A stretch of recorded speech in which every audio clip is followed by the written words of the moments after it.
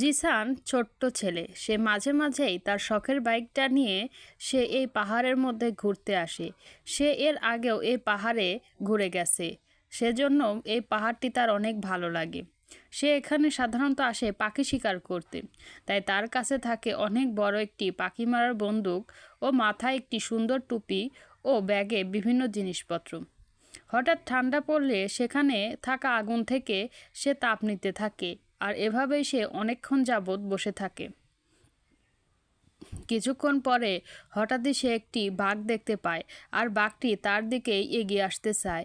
আর সে চতুর্দিকে তাকিয়ে দেখে এখানে কোনো মানুষজন নেই।